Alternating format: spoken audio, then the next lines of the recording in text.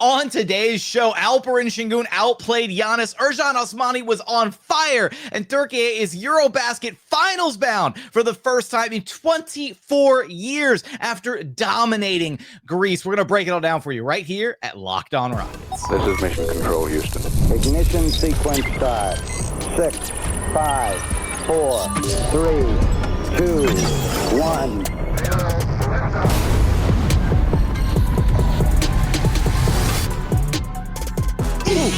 Dev adam, 12 dev adam. Dev adam, hey, hey, hey, hey. Dev adam, 12 dev adam. Dev adam, hey, hey, hey, hey. The 12 giant men do it once again. Ne haber ve hoş geldiniz. What is up? And welcome to another edition of Locked On Rockets, your daily podcast home for everything Houston Rockets and Turkiye basketball. As always, I'm your host, Jackson Gatlin, native Houstonian and credentialed media member. I'm also the host of Locked On NBA Thursdays. Be sure to follow along wherever you listen to your podcasts or on YouTube. Just search Locked On Rockets, where the best way you can help us grow our show is to listen every single day on a podcast platform of your choosing, and then like, comment, subscribe on YouTube.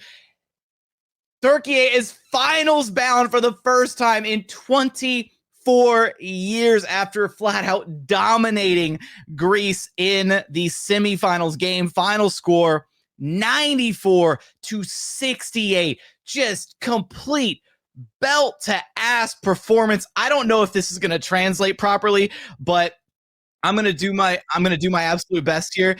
Kitchenak Kemer Takmak, like the straight belt to ass play in this game. A dominant performance. We're gonna break it all down for you right here. Alperen Sengun outplaying Giannis. Ercan Osmani with just an incredible game, absolutely on fire. Yanıyor. So much to get into from this one, and Germany awaits in the finals in the gold medal match to be able to bring home this championship for Turkiye. We're going to get into all of that on today's show. First, I want to let you know that today's episode is brought to you by Monarch Money. Take control of your finances with Monarch Money. Use code LOCKEDONNBA at monarchmoney.com for 50% off of your first year. And as always, thanks so much for making Locked On Rockets part of your day every single day, whether it's on your way to work, on your lunch break, in the gym. Thank you so much for being an everydayer. This game was a straight wire-to-wire route. Like, just Greece had no... Turkiye seems like they're the team of destiny. They are the team of destiny. It feels like it's been written in the stars that they're going to win this thing. Don't get me wrong, Germany is very good, and we're going to talk about them a little bit later in the show. But usually, look, I treat these game breakdowns the exact same way I would treat a Rockets game breakdown, and I know that all the Rockets fans listening to this, we're tuned in. We're supporting because of our guy, Alperen Sengun. Absolutely. But in true game breakdown fashion, Alperen Sengun wasn't the player of the game in this one. He wasn't the big story in this one. He played, he had his role, and he played incredibly well despite struggling with his efficiency on the offensive end. And we'll talk about him versus Giannis and that element of the game and the back and forth and the defense and all that. But the player of the game, the first player to steal Alperen Sengun's Player of the Game award was none other than Ercan Osmani, who played out of his mind in this game. Had 14 points in the first quarter alone. For the game, 28 points, 11 of 15 shooting. He was 5 of 7 inside the arc, 6 of 8 from downtown. He had 6 rebounds, 2 assists, couple steals, had a block mixed in there. In a game that featured Sengun and Giannis, he was the best player on the floor, and it wasn't close. Turkiye maybe still wins this game without Osmani's contributions because they were just that dominant on the defensive side of the ball. But it was an absolute rout, a total blowout with Osmani's 28 points that he poured in. And it wasn't just the offense. And this was the really key thing here. And I talked about this last game, and I need to sign an apology sheet to Osmani because I didn't know how he would hold up defensively against Giannis. And he just had Giannis befuddled. Giannis finished the game with 12 points on efficiency and 5 turnovers. And look, don't get me wrong, it was a team effort to slow down Giannis. There were so many moments where as soon as Giannis picked up the ball and went to his like patented, bulldozer spin move in the paint, he would have 2 or 3 or 4 bodies all around him. He got called for travels. He had, moments where he just got completely denied at the rim. Sengun blocked the crap out of him at one point. But Ercan Osmani took on the primary task of guarding Giannis and did about as good of a job as any one player can do trying to slow down the Greek freak. It was fantastic. He was in the right place at the right time. He moved his feet well. He took charges. He had his body. He used his length to make life difficult. And he was in the right position defensively to force Giannis into even more difficult spots. Under the rim, spinning into his help defenders behind him, whether it was Sengun or Cedi Osman or whoever else to help double and triple team Giannis. And Osmani lived up to that responsibility. I thought maybe Adembona would be a better option to try and guard Giannis, and Osmani completely proved me wrong. And not only did he prove me wrong defensively, he was unstoppable on the offensive side of the floor. This was truly a special game to witness. And it wasn't just like, oh, he's got like a barn burner goal. Like he's on fire from 3. I mean, that certainly happened, but he was also knocking down shots and cutting and doing all the little things that he's done all tournament long to help Turkiye, to help Sengun, to be in the right spots at the right time offensively, to be that release valve and knock down shots. And at one point, like, I forget whether I think it was like his 3rd 3-pointer of the first quarter. And it was like a total heat check 3. And once that one went down, you were like, oh crap. Oh, he's about to have one of those games. And so it didn't matter that Sengun was really struggling to score the basketball effectively in this game.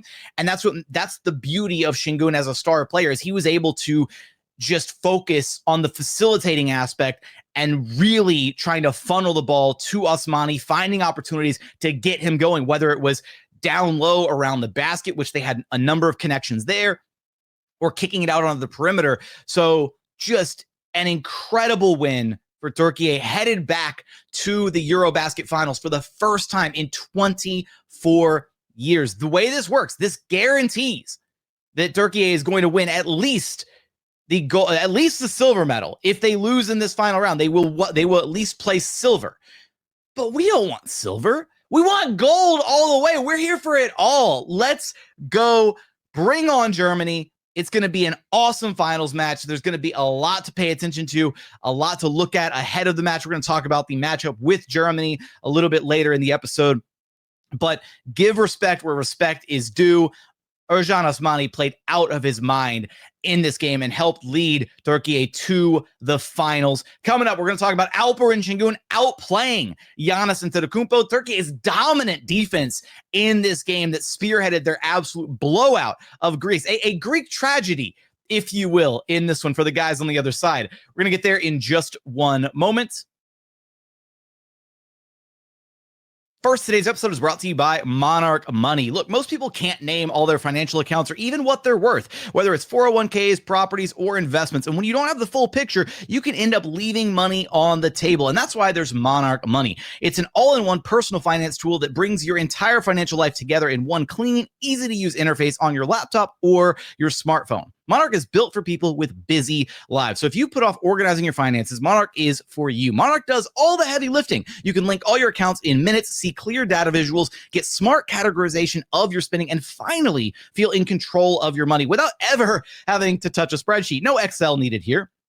And look, when I first started using Monarch, I was a little frustrated with myself and kind of embarrassed at how much money I was spending on food, like just dining out at restaurants, getting fast food, ordering carry-out, deliveries, the courier apps, all that stuff. Now I budget smarter and save more. So don't let financial opportunities slip through the cracks. Use code LOCKEDONNBA at monarchmoney.com in your browser for half off your first year. That's 50% off your first year at monarchmoney.com with code LOCKEDONNBA.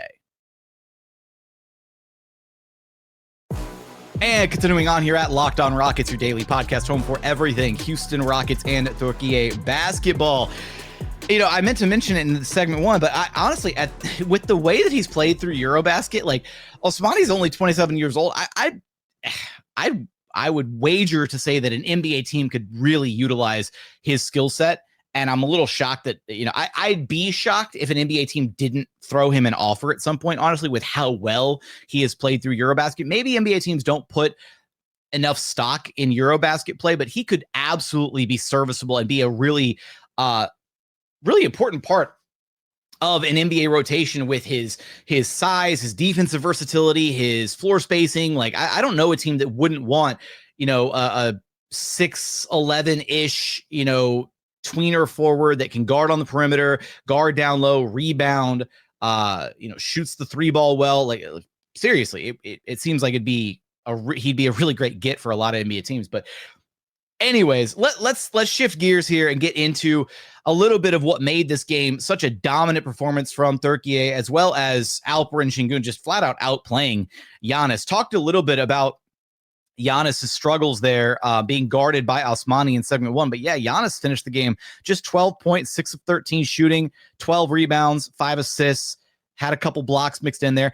On the other side, for the good guys, Alperen Sengun did not have his usual dominant scoring performances that we've seen throughout this EuroBasket run. He finished with just 15 points on 5 of 15 shooting. We'll talk about the efficiency a little bit more here in a second.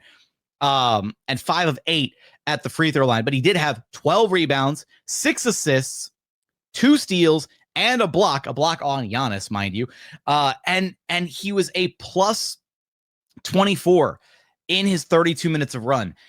And look, at the end of the day, there are going to be games where you just don't have it offensively, where your shot's a little off and you start missing a few bunnies and then you get in your own head a little bit.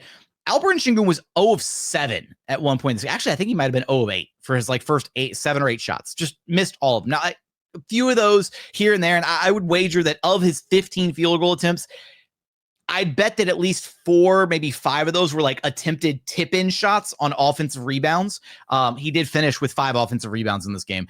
And so, you take the 5 of 15 shooting with a little bit of a grain of salt, but watching the game, he was struggling, right? He was trying to be aggressive. He was trying to get going. He was trying to really put his imprint on the game and just did not have it, unfortunately. But here's the rub, right? Is rather than trying to continue to force the issue and, dominating possessions and playing, trying to get himself going and only worrying about his own buckets or trying to, manufacture offense somehow. He just realized, he took a step back and he was like, you know what? All right, I don't have it. Let me just facilitate, right? And that's exactly what he focused on doing in the first half of the game. He had 3 assists in the first quarter, 3 assists in the second quarter. He had a number of passes that didn't ultimately translate to assists, but he was so focused on getting everybody else involved, especially once he kind of realized that he was struggling. I think it was the play where he just kind of tried to bulldoze his way to the rim. And this was his 7th or 8th miss, to start the game. It was early in the second quarter, I believe. And he bulldozed his way to the rim, got fouled, and got to the free throw line where he went 1 of 2. So literally his first point of the match. And I think it was after that, you could see the kind of desperation on his face. He was slumping his shoulders, God, just can't get anything to go down. And he had a really good look at it at the rim, off the glass, spun around the rim, just kind of, popped in and out kind of shot. And instead of getting down on himself and frustrated or making poor decisions offensively because he just wanted to try to get himself going, he's got that ability now, that belief in himself to, you know what? All right, cool. I can impact the game in other ways, right? He still rebounded. He still facilitated. He played incredible defense, whether it was down low, being the secondary, being the rotation, the help defender to guard Giannis, or on multiple different switches out on the perimeter where he just put absolute clamps on some of the Greek guards. They couldn't get by him. And that's the level of versatile defender that Alperen Sengun is. At one point in the second half of the game, he was out on the perimeter and he forced a turnover on one of the Greek guards and just was in the right spot at the right time, got a fingertip on the ball, tapped it off, and it got deflected and bounced off the Greek player, went out of bounds, and he just flexed and roared at the crowd, was so enthusiastic about it. And when you have that level of defensive buy-in from your best player, from your star player, it raises everybody else's intensity even higher. Because if your star player is not busting their ass, if they're taking plays off, if they're not taking the game seriously on that end of the floor, then why would anybody else? Why would Kenan Sabahi, or why would Adem Bona, why would anybody else care about the defensive side of the ball if their star player is, taking plays off and stuff? Maybe Bona's a bad example because he's a defensive minded player, but you get what I'm saying, right? It's just, when he sets the example like that as the leader of the team, then everybody else follows suit. And then that's when you get these kind of dominant defensive performances that we saw out of Turkiye in this game. Looking at the numbers here, the points off turnovers was just a disaster for Greece. 25-12 in favor of Turkiye, and just the turnover battle in general.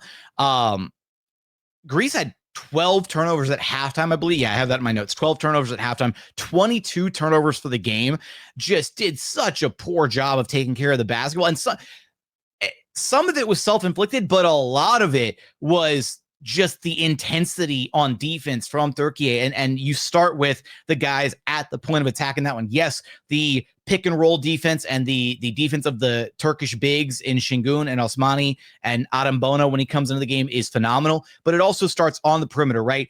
Seamus Hazard, Shane Larkin, Kenan Sabahi. These guys do such a great job providing that point of attack pressure. There were so many moments where Seamus Hazard just, was right up in the ball handler's face, making them uncomfortable, getting deflections, getting tip aways. In fact, Alperen Sengun's first bucket of the game came off of a turnover, where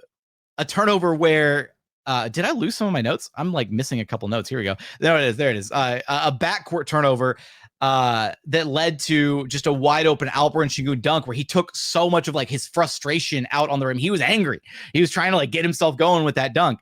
And so like the only advantage that Greece had at one point in the game was their bench was 12, like leading like 12-0 as far as bench scoring goes, but it didn't really matter because the starters for Turkiye were playing so damn well in this one.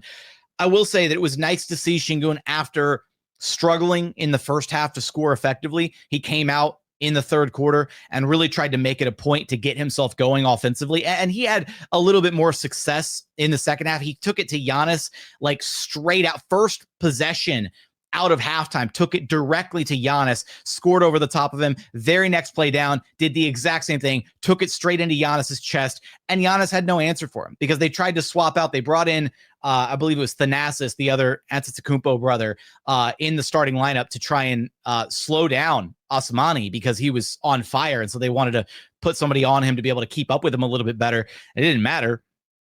And so you saw Sengun try and take advantage of Giannis having to guard him one-on-one, and Giannis just couldn't do it. And it didn't, again, they probably could have gone back to Sengun a little bit more. They could have tried to maybe force feed him the ball, but that's not the type of player he is. He doesn't need to get his numbers. He doesn't need to score 20 plus, 25 plus, whatever, to feel good about the win. He can just do all these other little things, right? The defense, the screen setting for his guards, the rebounding, all of it, right? The facilitating, the playmaking, finding opportunities for his teammates.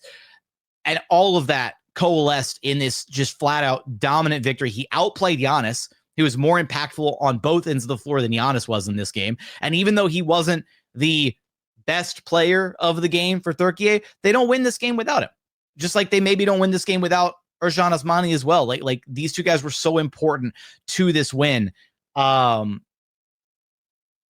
Yeah, wow. And I will say huge credit to Cedi Osman, who was, I don't know, because I don't have like the EuroBasket injury report or anything available like I do for NBA games. But after the injury that it looked like Cedi Osman suffered last game for Turkiye, I was, he was doubtful maybe coming into this game. We weren't sure how he was going to look if he did play, and he was stellar in this game. 17 points, 7 of 12 shooting, 3 rebounds, 3 assists, played solid defense. switched at times, did whatever he needed to do offensively. Shane Larkin had another really solid game, 14 points, 5 assists, only 1 turnover, did what he was supposed to do as the point guard of the team. Collective team effort. They set the tone defensively, and they like that's the crazy thing is Alperen Sengun is gearing up to earn the EuroBasket MVP award because there has not been a singular other player that has outplayed or done more for their team than Alperen Sengun. Franz Wagner and Dennis Schroeder have had, phenomenal runs for Germany. Absolutely. Sure. But neither of them do as much for their team as Alperen Sengun does with what he's required to do defensively, with his rebounding, with his playmaking, with the scoring burden that he has to shoulder most nights. And if Turkey wins gold, then Alperen Sengun is your 2025 EuroBasket MVP. That is undeniable at this stage. Very exciting stuff. We've got what is bound to be an instant classic, a very fun match. Hopefully maybe one that's a little bit more competitive than the one with Greece. Cause I was looking forward to another game like the Serbia matchup, and just Giannis and Greece just flat out did not bring it. They did not have they didn't have anything for Turkey in this game, unfortunately. Coming up, we will talk about the final matchup with Germany in the EuroBasket finals, some things to pay attention to and look out for. We're going to get there in just one moment. First, today's episode is brought to you by FanDuel. The NFL season is here, and FanDuel is making sure you're ready for kickoff with a can't-miss offer. Right now, new customers can bet just $5, $5 only, and if your bet wins, you'll get $300 in bonus bets to use across the app. FanDuel's great because it fits however you like to bet. Player props, building a same-game parlay, or even jumping in live as the action unfolds before you. Look, when it comes to FanDuel, you can do all that. You can find the right way to bet for you, or you just keep it simple, right? Head to the outright betting favorites for this year's Super Bowl. Right now, the Bills and Eagles both sitting at plus 700. Right behind them, the Packers and Ravens both plus 750. And then in distant fifth place, you have the Kansas City Chiefs at plus 1,000. So for all those odds and more, head on over to FanDuel.com if you're ready to play. Download the FanDuel app now by visiting FanDuel.com to get started. That's FanDuel.com to place your first $5 bet. And final segment here at Locked On Rockets, your daily podcast home for everything Houston Rockets and Turkiye basketball. If you're still, unfortunately, if you're at this stage and you still are struggling to watch these games, again, you can watch them on Courtside 1891, or there's a number of they stream it live on YouTube on some Turkish YouTube channels, and you just need a Turkish VPN to watch them, unfortunately. So if you don't know how to do the VPN stuff, just cough up the little bit of money and watch it on Courtside 1891, because this finals should be a damn good game. So you don't want to miss out on that. It will take place. It'll be Sunday at, I believe, 1 p.m. Central Time. So that's 12 Eastern. 2 p.m. Eastern, and then 11 a.m. West Coast time. So if you're interested in tuning in on Sunday and supporting for the final game of EuroBasket, be sure to do that. This matchup with Germany, I'm tempted to say that it should be the most difficult matchup of the tournament, but here's the thing. I don't think Germany has faced a defense as good as Turkey is yet. That's the thing, is this Turkish defense has been so unbelievably good through most, if not almost all of the tournament at this stage. And I don't know that Germany has really dealt with that yet, because here's the thing. Turkey is completely equipped to try and neutralize some of what Germany has done incredibly well. Finland, for example, in the semifinals game against Germany, attempted to run some zone because they wanted to try and force Germany to beat them from the perimeter. And that backfired in their face. And not only did Germany still torch them from the perimeter, but they also had these holes in their zone defense. And, zone defense can be really effective at times when you do it well. Finland really struggled to do it well. And that's the thing, is Turkey has these phenomenal defensive players to really set the tone early in the game. I don't think that Dennis Schroeder is going to look as good against the Turkish defense as he has against previous opponents, because he's going to have to deal with Seamus Hazer. He's going to have to deal with Shane Larkin guarding him, pressing up on him. They have the speed and the quickness and the defensive attention to detail to keep up with him. The number of times that Finland just completely sagged off Dennis Schroeder, in part because they were worried about him blowing by them defensively, led to a ton of wide open threes for him. And I mean, he was sinking like heat check threes from like 25, 26 feet out. Once you let a player get rolling like that, it's really hard to slow them down once they've got the confidence behind them. So that's how, for example, Turkiye has been able to really neutralize some of these star players early in these games because they don't give them a chance to get going. Giannis never had a chance to get going in this game against Greece. They just neutralized him from the jump. And it wasn't even like he just, he can't get shot, so he's like getting the free throw line. They didn't foul him. They didn't send him to the free throw line. He only got one free throw attempt in the whole game.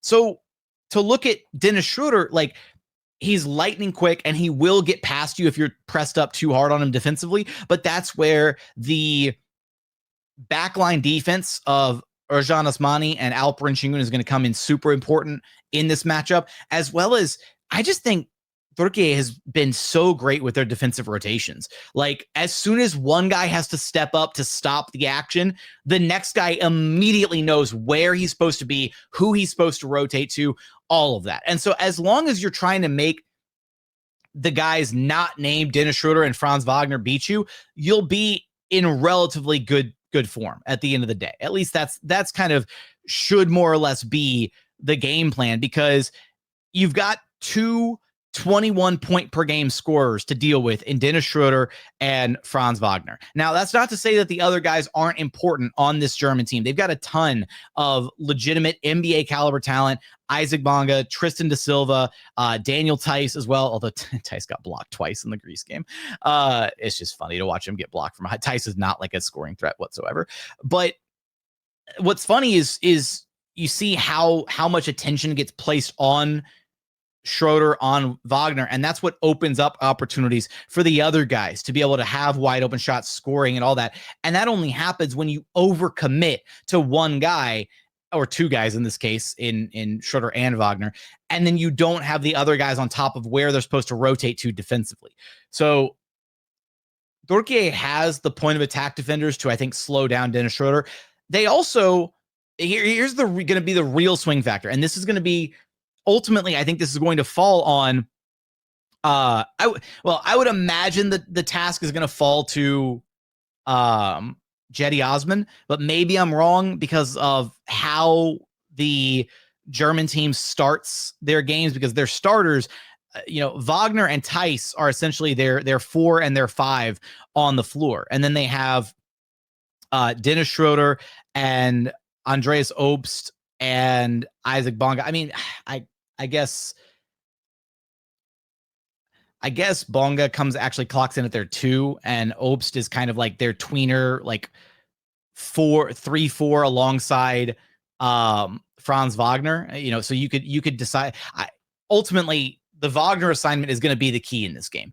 Which player on Turkiye draws the assignment? Is it going to be Ercan Osmani? Is it going to be Cedi Osman? And whichever one it is, that's going to be the guy that, I won't say single-handedly decides the match for Turkiye, but they have to be able to set the tone defensively early against Franz Wagner. You can't allow him to get going, because he's a guy that can absolutely change the flow of a game by himself, right? We've seen him have insane scoring explosions in the NBA. He's been phenomenal through EuroBasket.